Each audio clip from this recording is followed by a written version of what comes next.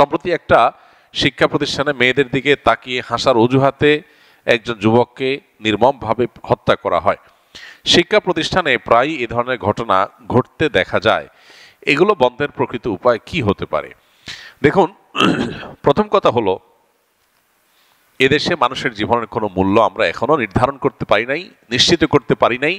মানুষের বেঁচে থাকার অধিকার নিশ্চিত করতে পারি না। এটা হলো আমাদের সবচেয়ে বড় দুর্ভাগ্যের বিষয়। আমরা অনেক লম্বা লম্বা কথা বলি, অথচ প্রায় সময় ধরনের ঘটনা শোনা যায় যে একজন মানুষকে ধারণার ভিত্তিতে, কোনো অভিযোগের ভিত্তিতে পিটিয়ে মেরে ফেলা হয়েছে। যারা মেরে ফেলেছে তাদের শাস্তি নিশ্চিত হয়েছে, এইরকম ঘটনা আমরা শুনতে পাই না। খুবই দুর্ভাগ্যজনক একটা বাস্তবতা। কবে আইনের শাসনে দেশে প্রতিষ্ঠা হবে, কবে হাই হ্যালো বন্ধ হবে, কবে প্রভাবশালীদের প্রভাবের দৌরাত্মে মাজলুমরা ন্যায় বিচার পাওয়া থেকে বঞ্চিত হওয়া বন্ধ হবে, সেটা একমাত্র আল্লাহ ভালো জানেন। তবে আমাদের সবাইকে সংকল্প করতে হবে সেদিকে যাওয়ার, এবং সেদিকে যেতে যারাই বাধা হবে তাদের বিরুদ্ধে দাঁড়ানো আমাদের প্রত্যেকটা মানুষের কর্তব্য। দেখুন, মেয়েদের বিষয়গুলোকে অবশ্যই একজন মুসলমান হিসাবে আমরা খুব শ্রদ্ধার সাথে, সম্মানের সাথে দেখব।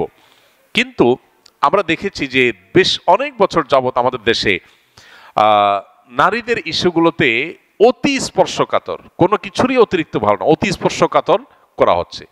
একজন নারীর দিকে তাকে হেসেছে, সেজন্য একটা যুবককে পিটিয়ে মেরে ফেলতে হবে, এটা একদিনে তৈরি হয় নাই। এর আগে আমরা দেখেছি কোন নারীর টিপ নিয়ে নাকি কি বলাতে একজন পুলিশের চাকরি চলে যায়, অথচ সেটা পরে অভিযোগে, সেই অভিযোগটা তদন্তে প্রমাণিত হয়নি, অসত্য প্রমাণিত হয়েছে, কিন্তু তার চাকরি তিনি আর ফিরে পান নাই। তাহলে নারী হলেই তার ব্যাপারে অতি স্পর্শকাতর হয়ে যাওয়া, অতি সংবেদনশীল হয়ে যাওয়া, একেবারে আদাজল খেয়ে নেমে যাওয়া, এই অতিভক্তি চোরের লক্ষণ।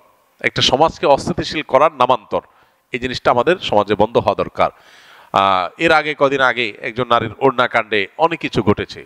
সেখানে কেউ যদি অপরাধী করে থাকে, অবশ্যই তার বিচার হোক, বিচার হওয়া দরকার, এবং বিচারে বাধা দেওয়া উচিত নয়, সেটা সবই ঠিক আছে। কিন্তু এই বিষয়টাকে কেন জানি আমাদের সমাজে ফুলিয়ে ফাঁপিয়ে প্রকাশ করা হচ্ছে, যার কারণে নারীর দিকে তাকে কেউ হাসলেই তাকে পিটিয়ে মেরে ফেলাটাকেও দোষণীয় মনে করছে না ইয়াংরা।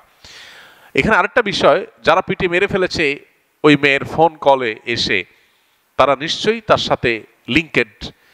এখানে অবৈধ সম্পর্ক, হারাম রিলেশন, এটার কারণে যে মানুষ খুন খারাপি করে, মানুষের হিতাহিত জ্ঞান চলে যায়, এই বিষয়টা আলোচনায় আসা দরকার, এবং এই কালচারটাকেও আসামের কাঠগড়া দাঁড় করানো দরকার। কিন্তু সেটা নিয়ে আলাপ সালাপ নাই।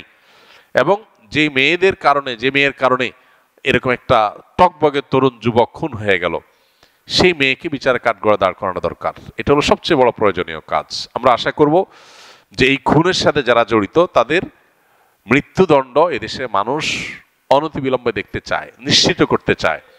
আজকে কারোর মৃত্যুতে মনে করি যে আমার ভাই তো মরে নাই, আমার নিজের বুক তো খালি হয় নাই, আরেক মা বাবার বুক খালি হয়েছে, তাহলে কালকে আমারটা খালি হবে।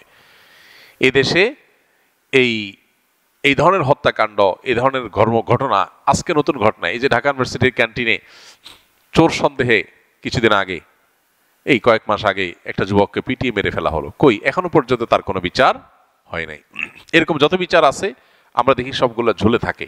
তো এই বিচার ব্যবস্থা, এটা যদি বিচার নিশ্চিত করতে না পারে, তাহলে সাধারণ মানুষের আস্থা জিরোতে চলে যাবে। ইতিমধ্যে মানুষের আস্থা নাই, সেটা আরো কমে যাবে। এই জন্য সংশ্লিষ্ট মহলকে মাজলুম মানুষদের বিচার প্রাপ্তিটা নিশ্চিত করা দরকার। আল্লাহ আমাদের দেশকে সেরকম একটা সুন্দর মানবিক দেশে পরিণত হওয়ার তৌফিক দান করুন।